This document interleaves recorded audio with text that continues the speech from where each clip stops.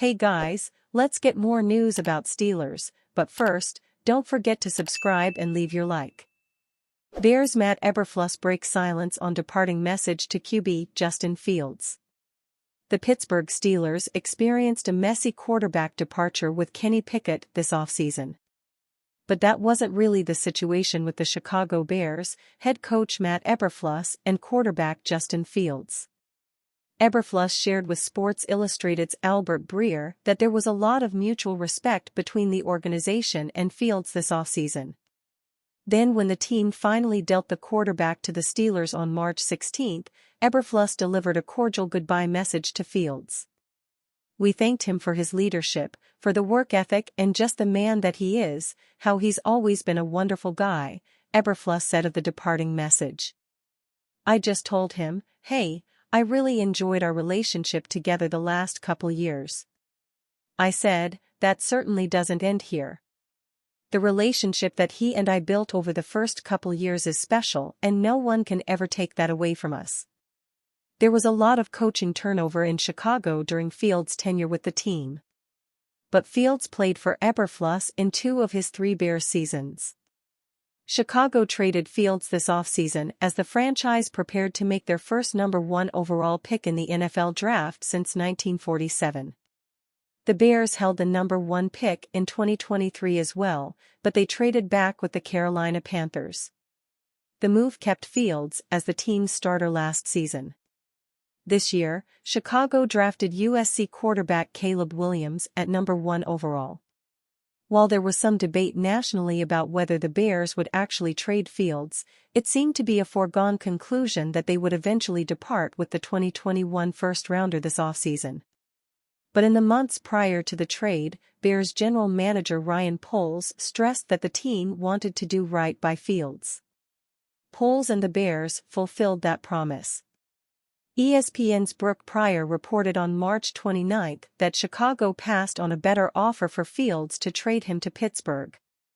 With the trade to the Steelers, Fields landed with a 2023 playoff team that needed quarterback depth. And even if Russell Wilson starts in Pittsburgh this fall, the team has a long-term opening behind center. Fields displayed a ton of playmaking talent in 3 seasons with the Bears. But he made a lot of costly mistakes as well, and the team didn't do very much winning. During each of his 3 seasons, Fields averaged at least 5.3 yards per rushing attempt. He also posted at least 6.9 yards per pass. While that's not a great average, Pickett averaged 6.3 yards per pass in 2 seasons with the Steelers. Fields also threw 40 touchdowns and ran for 14 additional scores. The Bears, though, went 10-28 with Fields as their starter. Under Eberflus, Chicago registered an 8-20 record with Fields starting behind center. In 40 games, Fields tossed 30 interceptions, took 135 sacks and fumbled 38 times as well. But with the Steelers, Fields will receive a second chance under new team offensive coordinator Arthur Smith. Pittsburgh declined to pick up Fields' 5th-year option, but the Pittsburgh Post-Gazette's Jerry Dulac predicted in April that the team will sign Fields to a long-term extension, perhaps even before the season begins. The Steelers had a need for speed in the 2024 offseason.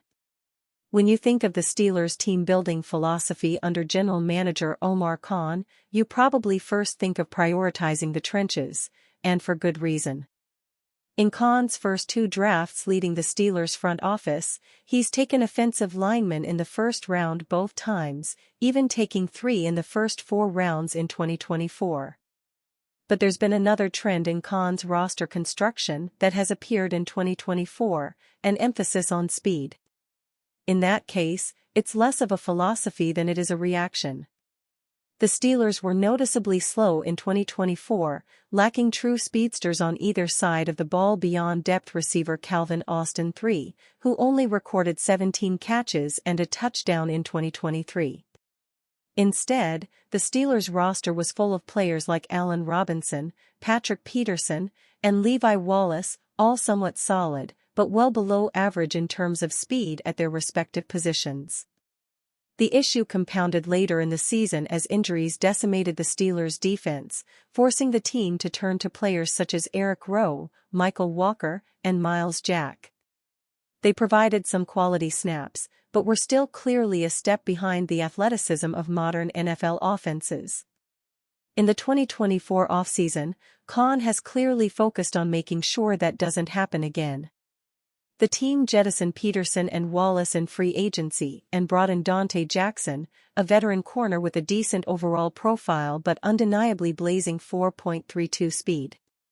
In the middle of their defense, the team upgraded with the addition of Patrick Queen, 4.5 speed, one of the most athletic linebackers in the league. In the draft, they added another linebacker in Peyton Wilson, 4.43 speed, an athletic freak himself who once hit 23 miles per hour in-game while chasing down a runner while at NC State. On offense, the Steelers' need for speed has been even more apparent.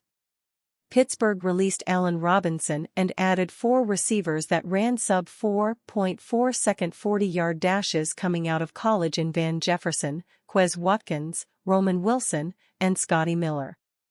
Watkins and Miller especially are known as deep threats who can take the top off a defense.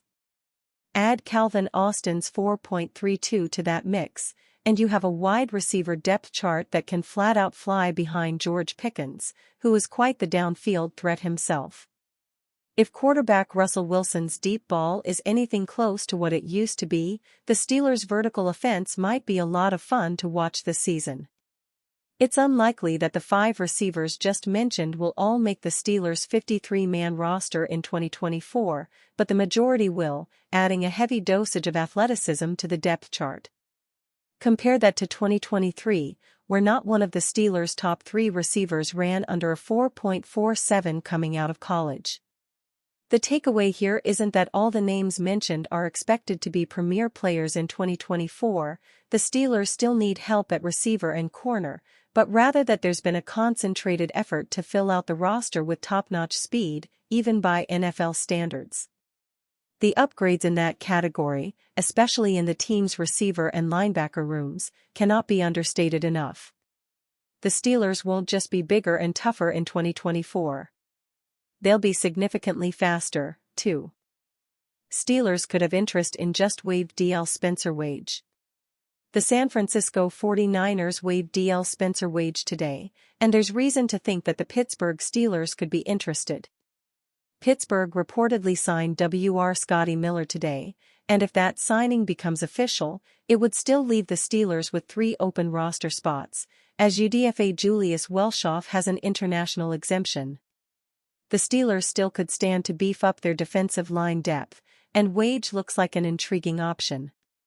At 6,046 and 296 pounds, Waege has the size that the Steelers look for in their defensive linemen. He also has 32 3/8 arms and ran a 4.91 40-yard dash last season during his pro day at North Dakota State. Signed to the 49ers practice squad on November 15, after spending the offseason with the team as an undrafted free agent and initially being cut on August 27, Waege has yet to log an NFL snap, but he did work out for the Steelers last September, so there's a clear indicator of past interest by the team. He had 1 tackle in 3 preseason games with the 49ers last season. He had a wealth of experience at North Dakota State, playing 57 games in his collegiate career and was a 2-time FCS All-American. In his career, he had 138 tackles, 20.5 sacks, 42 tackles for a loss and 5 forced fumbles. The Steelers have also prioritized players who have a high relative athletic score in recent seasons, and Waege certainly fits the bill as he had a 9.58 RAS. And you fan? What do you think of the situation of Spencer Waege? Leave your opinion in the comments.